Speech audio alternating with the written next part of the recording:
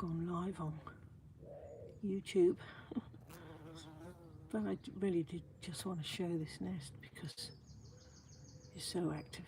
It's even early, 7 AM, South Coast, England, UK. This is Bumblebee Nest in the Garden number 2, midway in the garden, between old railway sleepers. I don't know if I can expand. Yeah, I can, that's good. Got a beautiful spider there. Realised obviously all the vibrations, and is sat quite rightly waiting.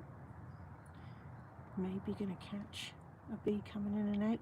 There's so much more activity now here than there ever was.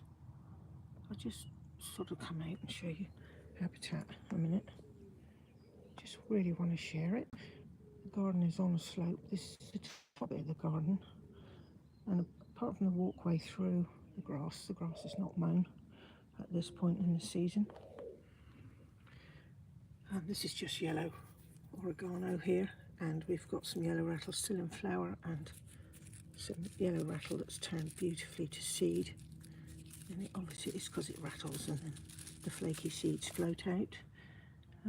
Oh, here we go. Yeah, so just that's the side of the house here. Ridiculously long, enormous hedge, but that doesn't matter. This is kind of the badger comes this way, the fox comes this way. Foxes, I really find this bee nest so addictive. These sleepers have been here nearly 25 years. They're sleepers with creosote on. Nobody can, I mean, somebody did sit on one once at a barbecue. Got their lovely white jeans covered in black. There you go. In and out on that corner. That is quite a big spider. Beautiful. If I just move around a bit to the front, then I'm in their flight line, is the only thing. Sorry, with the phone zoomed in, it's hard to stop it shaking. There you go, that may be better, but I'll try and stay down. So that's the corner where the sleepers meet. There are only 2 sleepers deep. This is the cooler bit. Nothing can access them. There's so much, hang on, dense planting. Hold on, there you go. There's the dense planting, look. Big old fern. And then this deciduous planting obviously all drops off in the winter, but it gives them lots of cover, lots of floral resources. And if you move along, you can see the sleepers clearer. And in here, in this gap below these white alliums, down here, let me just get my finger in, down here, we have wasps' nest each year. And then on here, this provides a lovely bit of wet mud, and there's definitely inverts in here. And then on here we get the small blue mason bee, which lives in some of these gaps in the wood. So yeah, these, as I say, old sleepers.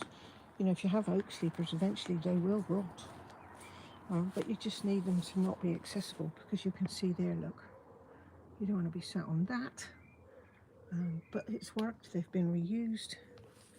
They're often, it's not warm enough yet, as I say, it's 7:15 in the morning, but they are often perfect basking spots for various different bees and hoverflies. So what you've got is a slope, of course, patio there, one tier there, that's the cercis tree, the Judas tree, and then just this little gap of herbaceous border here until the grass. So, you know, it's maximum planting, maximum use of space on a slope. This is a fantastic companion of this one for the Hylaeus, little yellow-faced bee. And all of this lovely grass gives cover for all of the fantastic toads. Baby toads in particular that eventually will move from the pond and find their way around the garden to get all the bits and bobs they need to eat. So if I just come down and walk down through a gentle slope, I may be able to get lucky, really lucky, and show you the baby toads if they're up and about. A couple of frogs in there, but let me just see. Sometimes they're awake and active. Oh yeah, there's one hopping away on the floor. I'm not going to get to that one in time for you. That one there is good. Hey, see, there you go. Good morning. And I can just slowly go over there. I'll be able to see some more. I'm so used to seeing them now. There you go. That one's nice and clear. Sorry, because I'm maxed in, it's better like that. And what is on all these lily pads? There's one centre. Look. Lots of tiny little flies, and slowly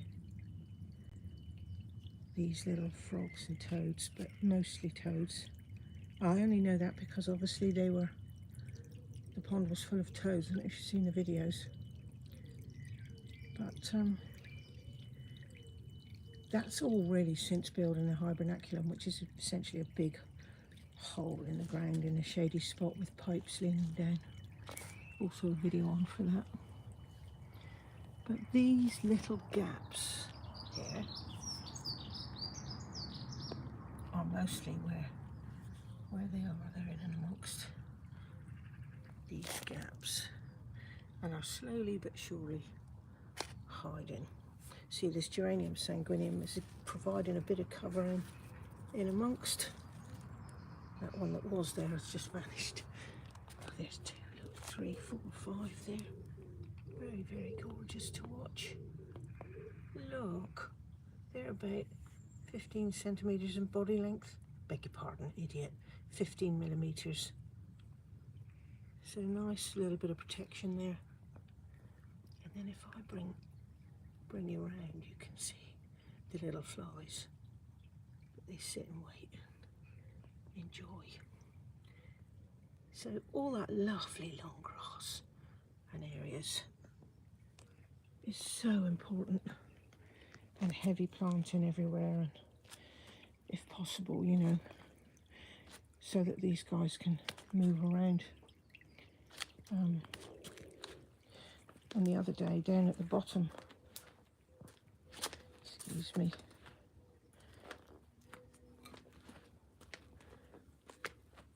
I found them in amongst the veg beds down here. And you'll see they're not veg beds, they're full of variety of different perennials.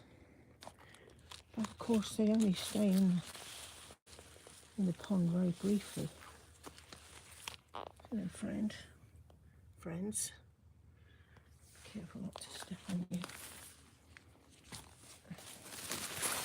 So yeah, you find them in here, you find the big grown adult toads deep down in these 2 beds. Difficult to see these beds at the moment because they're full of plants. But it's a particularly beautiful time of year. All the flowers are out, it's lovely and cool. There's no breeze at all at the moment. Just the cercis there, hearts of gold. If ever you're going to buy a small tree for a garden, Cercis chinensis, hearts of gold, is beautiful.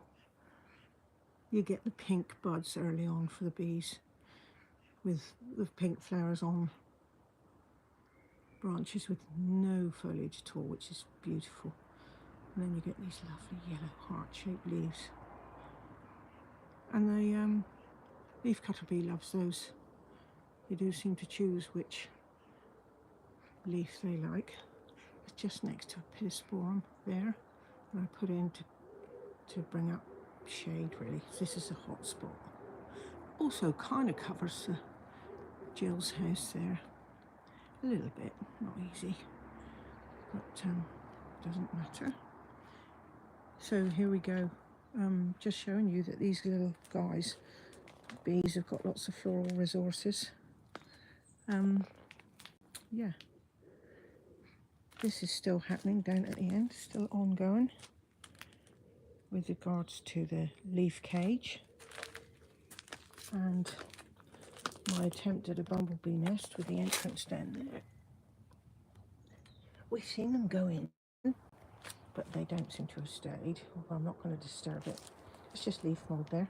I've replacing gravel for the first time after years. This is transplanted Hackana. Oh God, I was only going to talk about a bumblebee nest. You can tell I give talks, can't you? I can talk for England. So this is a kind of new area where I put a phytocarpus in. Fantastic colour. Marjoram. Campagna, which is an unusual one because obviously campanulas are incredible plants for pollination. But this is here because, of course, sadly, I've imported some flatworms through the horticultural industry, thank you very much, in pots. DEFRA are quite happy that I talk about this at talks, not that they could stop me. And I do tell people, if you are buying plants, to soak the plant pot for at least 48 hours in a bucket of water. That's a big ask, but it's better that than you import some flatworms. As I walk around, I always check to see if I've got any new seedlings coming through. Geranium seedlings, that is. This is the physalis. The flower is used actually by the pollinators, of course, on the stem and everything else. But this is the orange Chinese lantern, which is great. But it can take over if you're not careful, but I'm pretty ruthless with it. To be fair, I came out to collect some foxglove seeds because they are so fantastic. It's so important to have foxgloves in your garden. Now this over here, I'll see if I can get to see the dot in the wall. The lichen dot there just above. That lichen dot, no, I know that sounds a bit nuts, but that lichen dot above that nigella there and that gap was termed Bumblebee Nest 3 between those bricks, where I saw a big queen going in and out. However, I've not really seen action since then, not at all. So I think I've only got 2 known live bumblebee nests, which is extremely exciting. We had one last year, but I wasn't so all over it as I am this year. Anyway, what else to show you really, except to say, if any collecting at the moment, and all you need to do with this type of seed, especially hardy geraniums, is just throw them in an area now on gravel or somewhere sunny, and they will take all on their own. They don't need pots or multi-purpose compost or anything like that. But I'm always looking because I get new seedlings each year. Yeah. So mostly the foams are over now, look. But look at these are, some are bred to not produce seeds, but some of these have got seeds coming. Some of them are still flowering. I mean, look, there's Stilling Fleet Ghost. Very interesting looking, odd pink. Hello friend, somebody's chatting away. So just walk through here. In the past we've had lizards in this kind of droppy bit where we don't repair water or anything because obviously it's a fantastic habitat. These guys have really enjoyed the Centaurea this year. But I'm not bothered because we've got slow worms which love snails and slugs. So it's very cool. So there you are, that was just a quick live. I've never been live. Don't stand much chance for that, do you? If you go wrong. There we go. Just walking back through carefully. Just briefly. This is geranium nodosum, the dark colour, and I do save the seeds of that because it is quite exceptional. And I keep it just here for the guys that are in and out of these newly drilled holes. Hylaeus has already closed that one over, which is rather fab. It's a little friend there, little Hardy. They do drop back as you come over.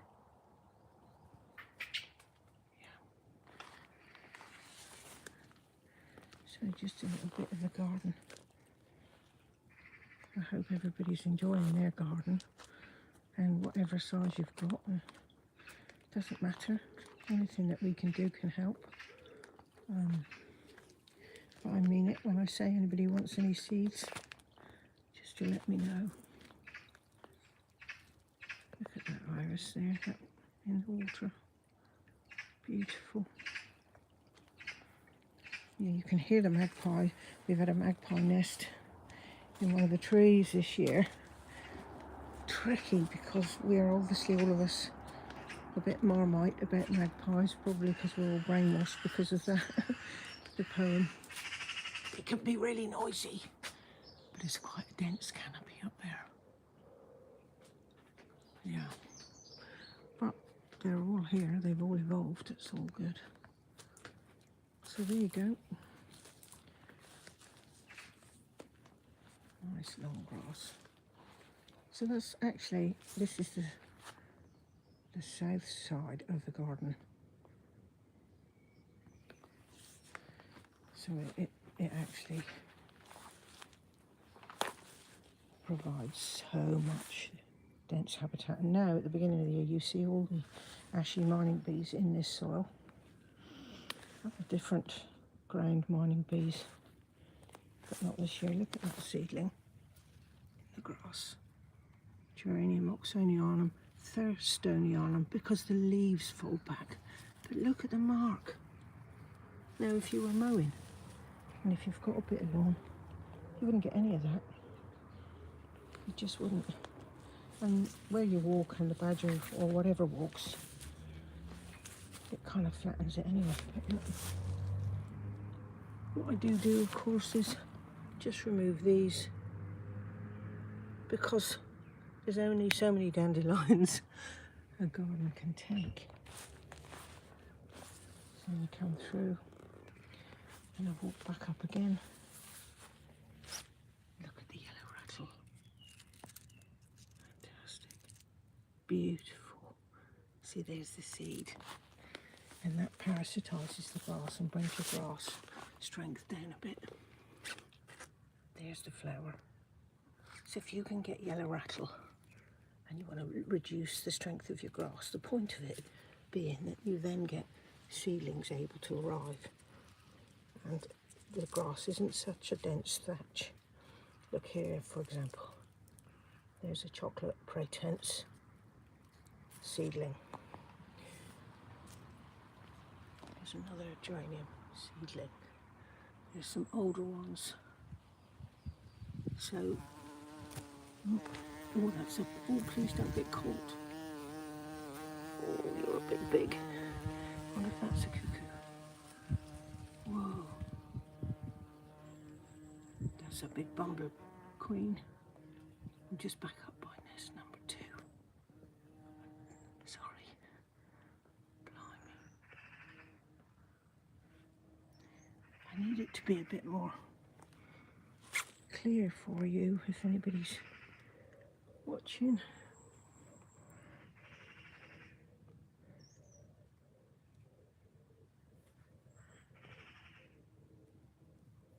Wow. Anyway, thank you very much for watching. That's a first for me. There's a fantastic, by the way, ant's nest. Oh, here's Aristatum, just to show you. I love this one. This is geranium Aristatum. Stunning. Also in the grass with the bugle and everything. And the Flomis even, I put some underneath the privet. To be fair, I'll just show you quickly. Oh, that needs a bit push back that rain cover. There you go. Even put geranium nodosum up the side. It's like a way for the bees to follow down.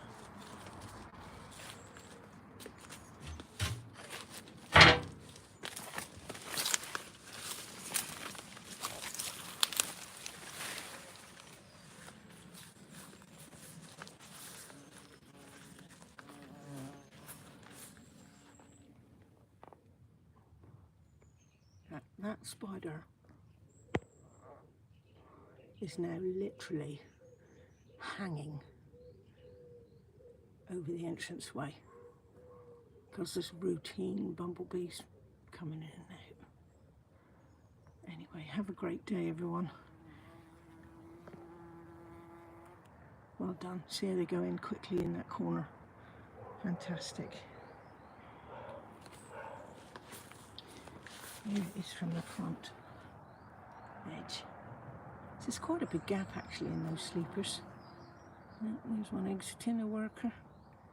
Anyway, keep an eye out for bumblebees. Hope you get lucky. You need to look after them. Lots of love to you all.